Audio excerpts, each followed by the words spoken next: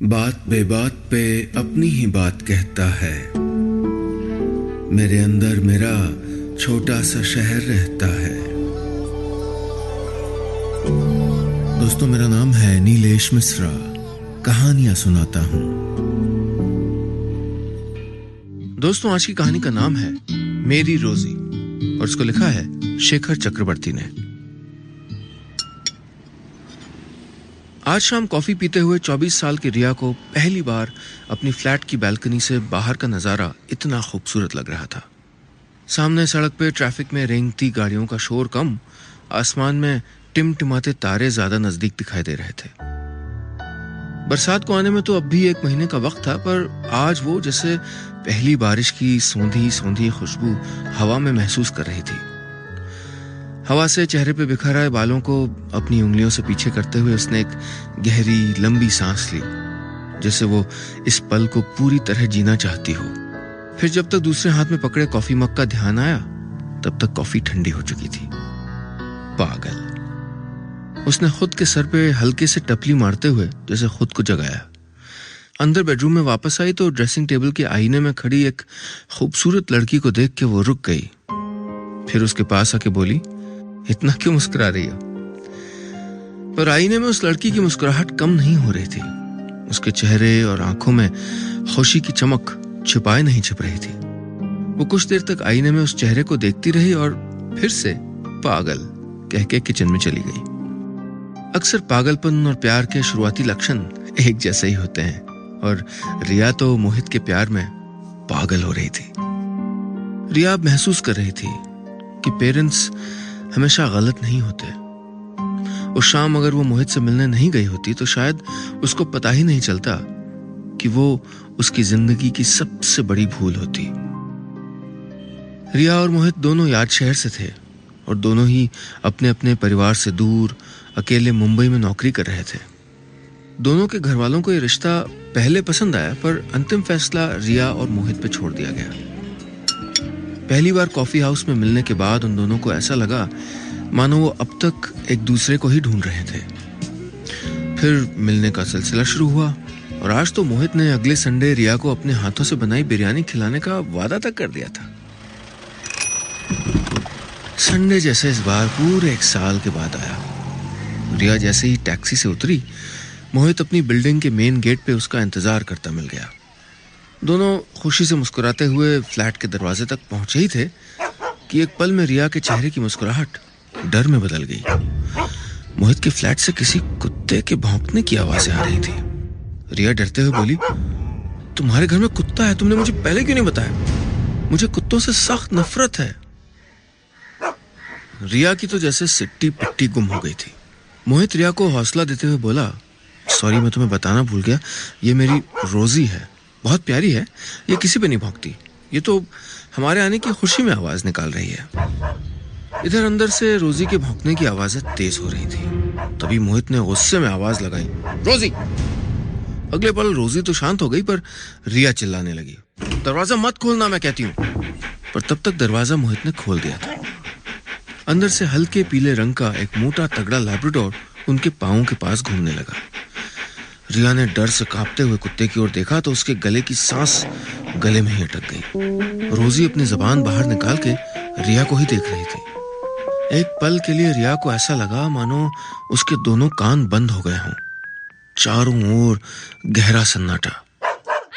पर अगले ही पल रोजी ने रिया पे फिर से भौंका और फिर रिया की चीखें और रोजी के भौंकने की आवाज पूरी बिल्डिंग में गूंजने लगी। मोहित के सामने जो चल रहा था उसने शायद सपने में भी कभी नहीं सोचा होगा। उसने किसी तरह रोजी को तो डांट के शांत करवा दिया, पर रिया नहीं मानी। वो वहीं से वापस लौट के चली गई। इस बात को अब 2 दिन बीत चुके थे। न रिया ने मोहित का फोन रिसीव किया, न ही किसी मैसेज का जवाब दिया। मोहित को भी अब गुस्सा आ रहा था। शाम को रिया से मिलने मोहित उसके फ्लैट पे गया। मोहित बोला, मुझे पता है मुझसे गलती हुई, माफी भी कई बार मांग चुका हूं। रोजी के बारे में मुझे तुमको बताना चाहिए था, पर रोजी एक पालतू जानवर है, कोई गर्लफ्रेंड या बीवी नहीं है मेरी जो तुम मुझे अब ऐसे अवॉइड कर रही हो। आखिर प्रॉब्लम क्या है? क्यों तुम उस छोटी सी बात का इशू बना रही हो? कुछ देर खामोश रहने के बाद रिया बोली, जब मैं 5 साल की थी तो मेरे एक अंकल के घर में उनके पालतू कुत्ते ने मुझे काट लिया था। तब से मेरे मन में कुत्तों का डर बैठ गया है। ऐसा डर जो इतने सालों के बाद भी कम नहीं हुआ है। मैं एक दिन तो क्या, एक पल भी कुत्तों के साथ नहीं रह सकती। मुझे गलत मत समझना, मैं समझ सकती हूँ रोजी तुम्हारे लिए कितनी खास है, बट आई एम सॉरी, हम तीनों एक साथ नहीं रह सकते। मोहित रिया के फ्लैट से निकलकर सीधे अपने घर पहुंचा, जहां दिन भर से रोजी अकेली उसका बेसब्री से इंतजार कर रही थी। घर का दरवाजा खुलते ही हर रोज की तरह रोजी उछलकर मोहित की गोद में एक बच्चे की तरह चढ़ गई और उसका चेहरा चाटने लगी। रोजी का ये प्यार जताने का अपना तरीका था, जो वो बचपन से हर दिन करते आ रही थी। ये किसी दिन किसी भी वजह से कम नहीं हुआ था। हम इंसानों की तरह जानवर नाप तोलकर या किसी कंडीशन पर प्यार थोड़े करते हैं। मोहित जूते उतारकर चुपचाप सोफे पे बैठ गया। इधर छोटी सी टी टेबल पे बिखरे न्यूज़पेपर्स को रोजी अपने पंजे से हटाने लगी। फिर उसके नीचे दबे टीवी के रिमोट को मुंह में दबा के मोहित के सामने आके पूंछ हिलाने लगी। मोहित ने एक लंबी थकावट भरी सांस ली। फिर रोजी के मुंह से रिमोट लेते हुए बोला, आज टीवी देखने का मन नहीं है रोजी। रोजी मोहित की आंखों में देखते हुए हल्के से भौंकी, फिर चुपचाप सोफे पे आके मोहित की गोद में अपना सर रख के बैठ गई, जैसे वो सब समझ रही थी। मोहित हल्के से मुस्कुराकर रोजी के सर पे हाथ फेरने लगा। इधर रिया को ऐसा लग रहा था मानो अपने ही हाथों बुने सपनों के स्वेटर को अब वो अपनी ही उंगलियों से धीरे धीरे उधेड़ रही हो। अब कितनी तन्हा, कितनी अकेली। मोहित के पास तो फिर भी रोजी थी, पर रिया पूरी रात अपने तकिए को सीने से लगा के रोती रही, और कभी अपने अंदर के डर को तो कभी अपने आप को कोसती रही। 2 दिन बीत चुके थे। रिया ने तो अपने आप को जैसे घर में कैद कर लिया था, पर मोहित हार मानने वालों में से नहीं था। उसने रिया को कॉल करके उसी कॉफी हाउस में बुलवाया जहां उससे वो पहली बार मिला था। पर इस बार वो अकेला नहीं था, जानबूझ के रोजी को भी साथ लाया था। रिया खुद भी उस डर से जीतना चाहती थी, सो उसने मोहित से कुछ कहा तो नहीं, पर पूरा ध्यान कॉफी की जगह रोजी पे टिका रहा। एक एक करके दिन बीतते गए और मोहित कोई न कोई बहाना बनाकर रोजी के साथ रिया से मिलता रहा। 3 महीने हो गए। रिया रोजी के साथ पूरी तो नहीं, पर अब पहले से काफी कंफर्टेबल हो चुकी थी। तीनों अब रोज सुबह पार्क में जॉगिंग करने जाते थे। अब रिया के घर डिनर पे रोजी भी आने लगी थी, पर शर्त थी कि रोजी ड्राइंग रूम के एक कोने में बैठी रहेगी। कुछ भी हो, रिया रोजी के बीच की दूरियां घट रही थी, पर मोहित के दिमाग में तो कुछ और ही चल रहा था। उस रोज कॉल बेल की आवाज सुन के जैसे ही रिया ने दरवाजा खोला, दरवाजे पे सिर्फ रोजी थी और एक चिट्ठी। सिर्फ 3 दिनों की बात है, मैं जरूरी काम से शहर के बाहर जा रहा हूँ, रोजी का ध्यान रखना, तुम्हारा मोहित। चिट्ठी पढ़ते ही रिया को एक पल में अपने लिए सब मजाक लगा, पर अगले ही पल जैसे उसके सर पे आसमान टूट पड़ा। रिया ने धम से दरवाजा बंद कर दिया। गुस्से से तिलमिलाते हुए रिया मोहित को कॉल करने लगी, पर नंबर बार बार नॉट रीचेबल आ रहा था। रिया मोबाइल झटकते हुए सोफे पे बैठ गई और दोबारा उस चिट्ठी को पढ़ने लगी, पर चिट्ठी में अब भी वही लिखा हुआ था। गुस्से में रिया को जोर से चीखने का मन करने लगा। मोहित के सर के सारे बाल नोचने का मन करने लगा। कल तक जो मोहित उसे दुनिया का सबसे समझदार और सुलझा हुआ इंसान लग रहा था, अब तो वो उसकी इंसानों में ही गिनती नहीं करना चाह रही थी। इतनी बेहुदा हरकत कैसे कर सकता है कोई, रिया ने अपने आप से कहा। उसे पता है मुझे रोजी रोजी रोजी। एकाएक रिया को रोजी का ख्याल आया। वो दौड़ के दरवाजे पे गई और आई होल से बाहर झांक के देखा। रोजी अभी भी दरवाजे की तरफ मुंह करके वहीं खड़ी हुई थी। रिया के धीरे से दरवाजा खोलते ही रोजी उठ के खड़ी हो गई और रिया की आंखों में झांकने लगी। पहली बार रिया ने रोजी की आंखों में इतनी मासूमियत देखी थी। दरवाजा पूरा खोल के रिया ने धीरे से कहा, चलो अंदर आ जाओ। रोजी चुपचाप अंदर ड्राइंग रूम में आके उसी कोने में बैठ गई जहां वो मोहित के साथ आने पे अक्सर बैठा करती थी। रिया को मोहित की बात पे अब विश्वास हो गया। रोजी हिंदी समझती है। रिया उसके सामने सोफे पे बैठ के घर के तौर तरीके, नियम कानून समझाने लगी। पर थोड़ी देर में रिया को लगा कि रोजी का ध्यान उसकी बातों में नहीं, उसके हाथ की उंगली पे है, रिया ने अपनी उंगली बाईं ओर घुमा दी, रोजी ने भी अपना सर बाईं तरफ घुमा दिया। अगले पल रिया ने अपनी उंगली दाईं तरफ कर दी तो रोजी ने भी अपना सर दाईं तरफ घुमा दिया। रिया ने उंगली नीचे की तो रोजी भी नीचे देखने लगी। रिया को मजा आने लगा, वो जोर जोर से हंसने लगी और अपनी उंगली अलग अलग दिशाओं में घुमाने लगी। कुछ देर बाद जब मोहित का फोन आया तो रिया उससे झगड़ने के बजाय रोजी के खाने पीने और उसकी आदतों के बारे में पूछने लगी।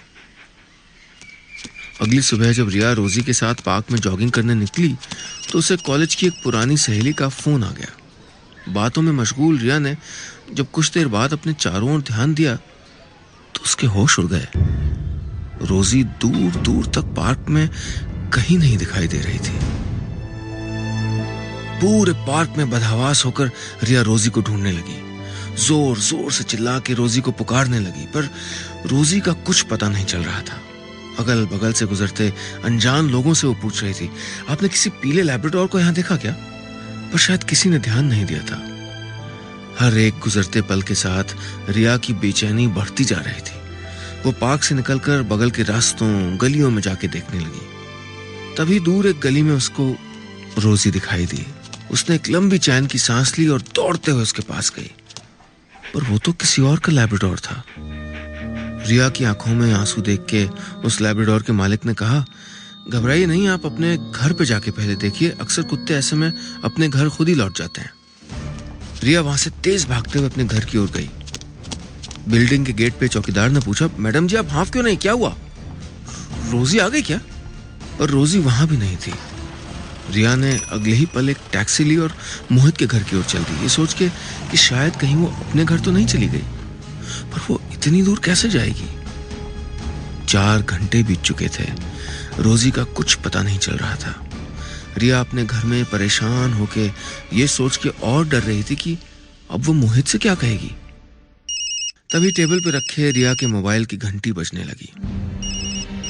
जिस बात का डर था वही हुआ। मोबाइल स्क्रीन पे मोहित का नाम फ्लैश हो रहा था। नाम देखते ही डर से रिया के हाथ पैर कांपने लग गए। रिया को कुछ समझ में नहीं आ रहा था कि अब वो करे क्या। उधर मोबाइल की घंटी बजती ही जा रही थी। तभी बाहर दरवाजे से भौंकने की आवाज आई। ये तो रोजी है। रिया दौड़ के गई और जैसे ही दरवाजा खोला, बाहर एक औरत रोजी के साथ खड़ी थी। रिया ने एक लंबी राहत की सांस ली और रोजी को गले से लगा के रोने लगी। तभी बगल में खड़ी उस औरत ने कहा, आपका कुत्ता बहुत प्यारा है। मैं मिसेस जोशी आपके पड़ोस में ही रहती हूँ। सुबह रास्ते में मिल गई थी मुझे। अभी आपके बिल्डिंग के वॉचमैन से पता लगा कि आप क्या रहती है, सो आपको लौटाने चली आई। रिया को मिसेस जोशी उस पल भगवान के भेजे हुए किसी दूत से कम नहीं लग रही थी। रिया उनको धन्यवाद दे ही रही थी कि फिर से रिया का मोबाइल बजने लगा। रिया ने इस बार मोबाइल उठा के मोहित से बात तो की, पर रोजी की गुम होने वाली बात नहीं बताई। उसके दिमाग में कुछ और ही चल रहा था। आइसक्रीम रिया और रोजी दोनों की ही कमजोरी थे। डिनर के बाद रिया डाइनिंग टेबल पे इत्मीनान से आइसक्रीम के स्लाइस काट के 2 प्लेटों में सजा रही थी और इधर रोजी आइसक्रीम को टकटकी लगाए देखे जा रही थी। रिया रोजी के सामने आइसक्रीम की प्लेट रखते हुए बोली, तू भी ना मोहित के साथ रह के मोहित की जैसी हो गई है, बेसबर। आइसक्रीम सामने आते ही रोजी उस पर टूट पड़ी। रिया मुस्कुराते हुए बोली, मोहित और तूने तो मिलके मुझे बहुत सताया, अब मेरी बारी है बच्चू। अब तू और मैं दोनों मिलके मोहित को सताएंगे। क्या कहती है, देगी मेरा साथ? रोज खिलाऊंगी आइसक्रीम। रोजी की प्लेट की आइसक्रीम अब तक खत्म हो चुकी थी। रोजी भौंकने लगी। शाबाश, तू बेसबर के साथ समझदार भी है। रिया ने हंसते हुए अपनी प्लेट की आइसक्रीम भी रोजी को दे दी। फिर रिया बोली, मुझे पता है मोहित वापस आते ही मुझको मेरे फैसले के बारे में पूछेगा, पर उसे सजा के तौर पे कुछ दिन तो तड़पना चाहिए ना। मैं अगले महीने 7 तारीख को उसके जन्मदिन पे ही उसको बताऊंगी। 3 दिन के बाद जब मोहित रोजी को लेने वापस आया तो रिया ने अपने प्लान के मुताबिक मोहित को झूठा गुस्सा दिखाया। दिन बीतते गए, रिया ने मोहित के सवालों का कोई जवाब नहीं दिया। उस दिन सुबह जब रिया ने मोहित को फोन किया तो पता चला रोजी काफी बीमार है और वो उसको लेके अस्पताल जा रहा है। कुछ देर बाद रिया भी अस्पताल पहुंच गई। रिया मोहित को ढाढ़स दे रही थी। तभी डॉक्टर ने कहा, आपकी रोजी तो बिल्कुल ठीक है, ऐसा होता है। मतलब? मोहित को डॉक्टर की बात समझ में नहीं आई। मतलब वो मां बनने वाली है। डॉक्टर ने कहा। पर कैसे? इट्स नॉट पॉसिबल डॉक्टर, मोहित ने बड़े अचंभित होकर कहा। फिर रिया की ओर देखते हुए बोला, तुमने 3 दिन में क्या करवा दिया? व्हाट रबिश, मैंने क्या करवाया? रिया ने झल्लाते हुए कहा। पर तभी उसे याद आया, हाँ, एक दिन रोजी खो गई थी। खो गई थी? कुछ चाबी है जो खो गई थी? ओह, पर मिल भी तो गई ना, मेरी पड़ोसन मिसेस जोशी के घर चली गई थी। तभी डॉक्टर ने कहा, कहीं आप नेहरू नगर की मिसेस जोशी की बात तो नहीं कर रही हैं? उनके पास भी एक लैब्राडोर है। रिया ने डॉक्टर की ओर देखा और फिर मोहित की ओर। मामला अब साफ था। मोहित ने डॉक्टर से हिचकिचाते हुए पूछा, कितने होंगे? डॉक्टर बोला, लैब्राडोर है, यही कोई 8 से लेके 12। तभी रिया को लगा जैसे उसने कुछ गलत सुना। क्या?